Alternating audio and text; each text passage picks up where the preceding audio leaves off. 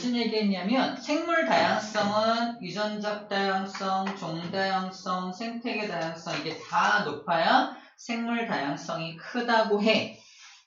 근데 그 생물 다양성은 굉장히 중요해. 왜? 생태계를 안정적으로 유지하는 데도 굉장히 중요하고 인간에게 자원으로서의 가치도 가지기 때문에 굉장히 중요해. 그런데 그 중요한 생물 다양성을 인간이 감소시키고 있어. 이게 여기 테마입니다. 감소시키고 있어. 생물 다양성이 감소되고 있어. 첫 번째, 왜 감소되고 있냐? 인간이 그들의 서식지를 파괴하고 있어. 숲을 막 다 밀어버리고, 그다음에 뭐 숲을 다 밀어버리고 인간의 경작지를 만든다던가, 숲을 밀어버리고 공장을 짓는다던가 등등 여러 가지 그들의 서식지를 파괴하는 건 너무 당연하게 우리가 그들의 생물 다양성을 죽이는 거고요. 자, 그 다음에 서식지를 단편화한다는 말이 뭐냐면 이런 겁니다. 인간들이 그들이 사는 서식지를 반으로 뚝 잘라. 이유는 간단해요. 길을 하나 만들어서 그들을 좀 더 가까이에서 자세히 보겠다는 겁니다. 인간의 욕심으로. 봐봐. 인간이 지금 바깥을 이렇게 돌아다니고 있을 때는 여기 주변에 사는 것들은 인간하고 좀 친한 것들이야. 근데 인간하고 겁나 안 친한 것들. 반달 가슴곰. 아유 귀엽다. 이래본 적 있어? 호랑이.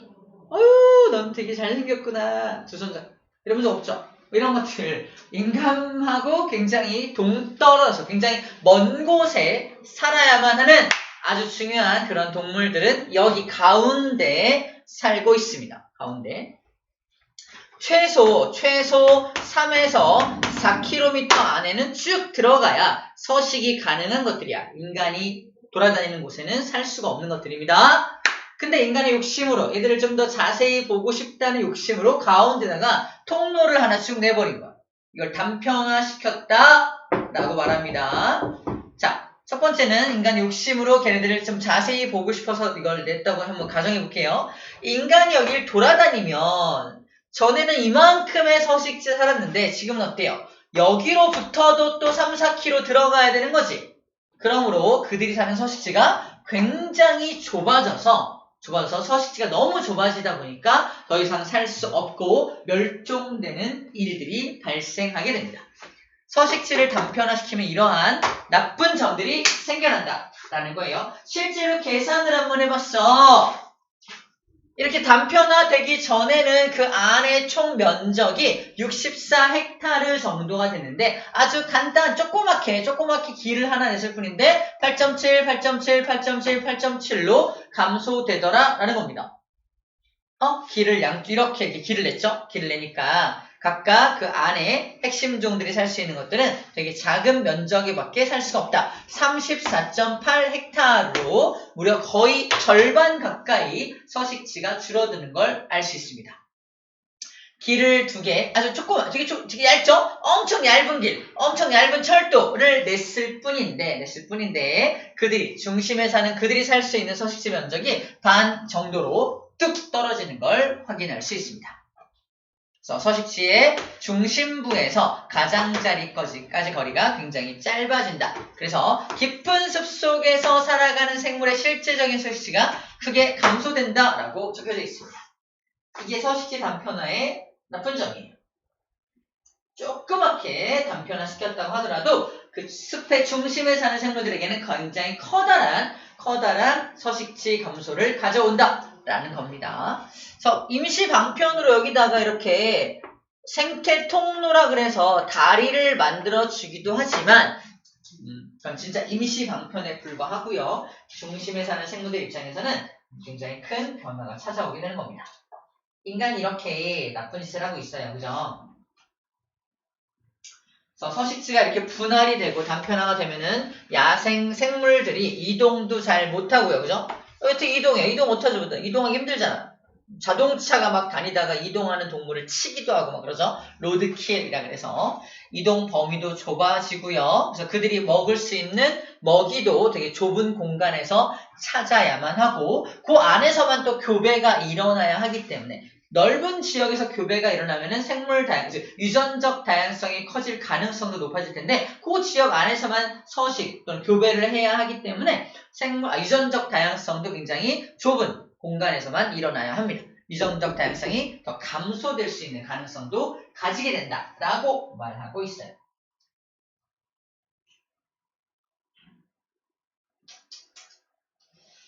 자, 왼쪽에 그래프가 나와 있는데 이게 뭐냐면 해양 생태계의 단편화와 어린 가리비의 피식률. 가리비의 피식률이 뭐냐면 피식이 먹히는 거잖아. 단편화가 많이 일어나지 않았어. 그럼 공간이 넓잖아. 서식 공간이 넓으니까 피식되는 정도가 작은 거야. 보이나요?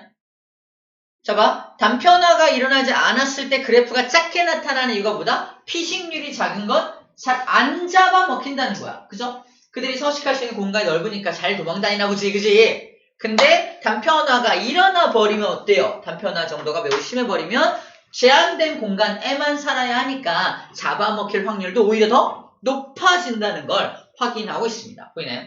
이게 단편화의 또 다른 단점으로 제시될 수 있겠네요.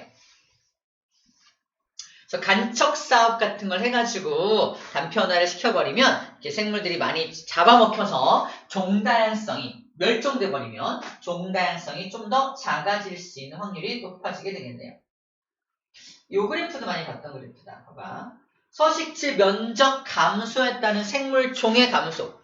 보존되는 면적 봐봐. 보존되는 면적이 X축이야. 100% 보존된다는 건 아직 서식지 단편화가 일어나지 않은 상황을 말합니다. 그때 발견되었던 생물종, 그 면적에서 발견된 생물종이 100%가 발견된다. 맞죠?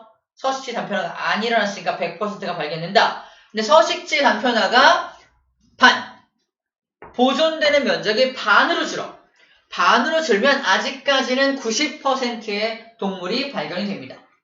근데 10%로 줄면은 드디어 절반 정도의 생물밖에 발견되지 않게 된다는 걸 그래프로 보여주는 거예요.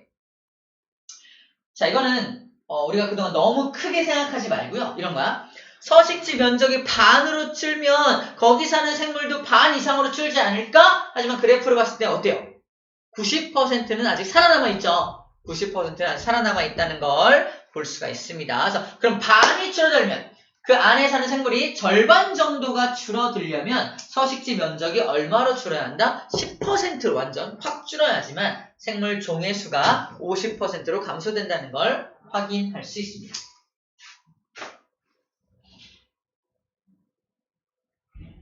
자, 그런 얘기들 보고 있습니다.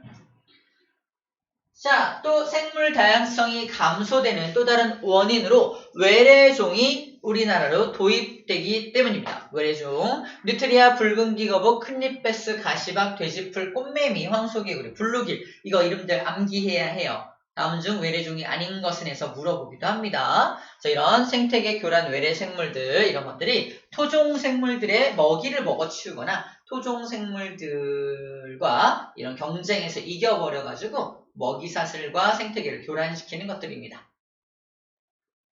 자, 또 한 가지 불법 포획과 남획. 잡지 말라는 거 잡는 게 불법 포획이고요. 잡으라고 허용했지만 너무 많이 잡아버리는 게 남획입니다. 불법 포획과 남획의 좀 차이점도 좀 알고 있으면 좋겠어요. 그래서 개체수가 급격히 감소되어서 멸종되겠죠. 이러면 큰일 나겠죠. 생물 다양성을 감소시키는 겁니다. 다음 장 보면은 마지막 환경을 오염시킵니다.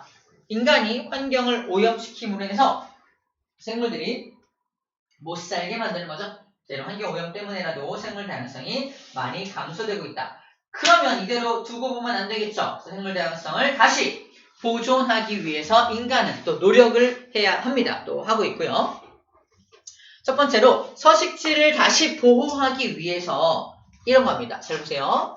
특정 서식지를 그 하나의 생물종이 여기 산다 그래서 거기만 보호하는 건 큰 의미가 없어. 크게 효과를 못 보기 때문에 군집 자체를 보호하는 것이 더 효과적이다라는 거 체크합니다. 그 생물, 예를 들어서 반달가슴곰을 보호하기 위해서 그들이 서식하는 그 안쪽 공간만 보호하는 게 아니라 그 전체 영역, 그 국립공원, 그 전체 영역을 다 국립공원으로 지정을 해서 사람들이 함부로 들어갈 수 없게 만드는 거야.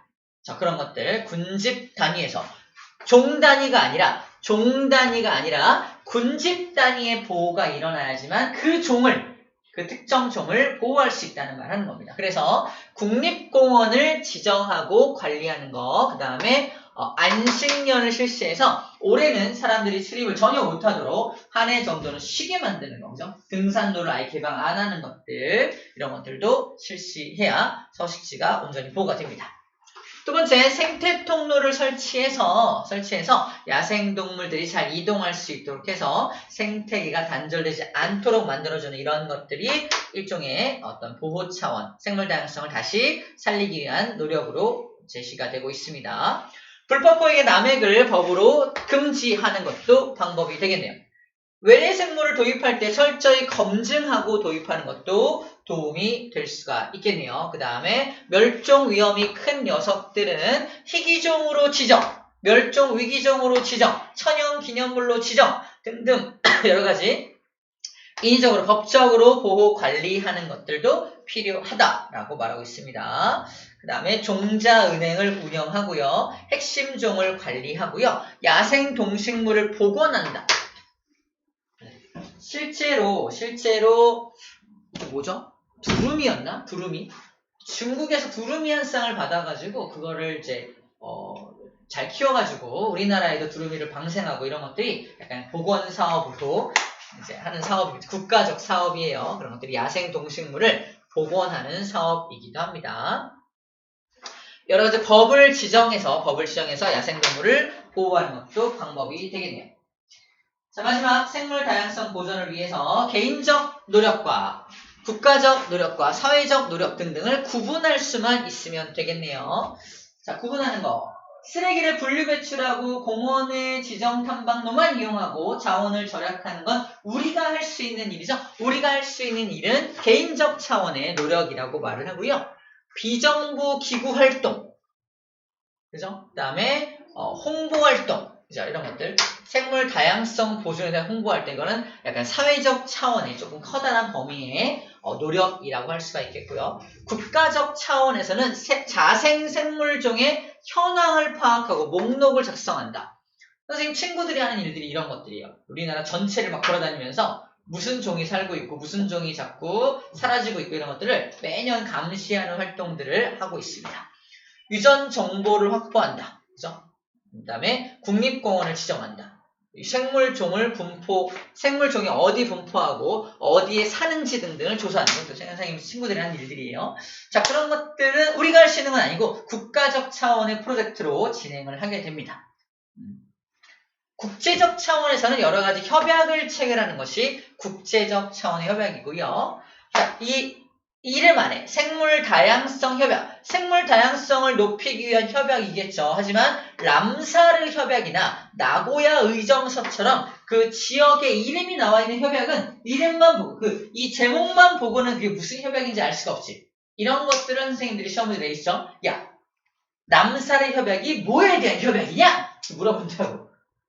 체크하세요. 람사르 협약이란 바로 습지입니다. 키워드야. 람사르 협약은 습지의 보존에 대한 어떤 그런 협약이고, 나고야 의정서, 나고야 같은 경우는 일본이죠. 일본에 있는 곳에서 의정서를 맺은 건데, 자, 자국의 자생 생물에 대한 주권적 권리를 갖고 다른 나라의 생물 자원을 무단으로 활용할 수 없다. 그러니까 생물 자원, 자생생물, 생물 자원. 그러니까 생물들을 다른 나라 거를 무단으로 막 갖다 쓰진 말자. 자기네 거만 쓰자. 뭐 이런 협약입니다. 그래서 어떤 자원, 생물 자원으로서 자기네 나라 거를 쓰자. 남의 거를 함부로 쓰면 안 된다라는 것이 나고야 의정서라고 해요. 그 다음에 CITES, 이것만 봐도 잘 모르겠죠. CITES라는 것도 뭐냐면 이거는 이제 멸종 위기종의 밀렵을 금지하는 어떤 밀거래나 밀렵을 하지 말도록 법으로 지정한 것을 CITES라고 합니다. 그래서 고래 사냥을 금지하고 아프리카 코끼리를 불법적으로 사냥하는 걸 금지하는 그런 활동들, 멸종 위기종을 함부로 잡지 못하게 하는 게 CITES다. 이런 것들을 키워드별로 좀 정리해놓고 암기할 필요가 좀 있습니다. 다 했어요. 여기까지가 생물 마지막 내용입니다. 자, 문제 풀어볼게요.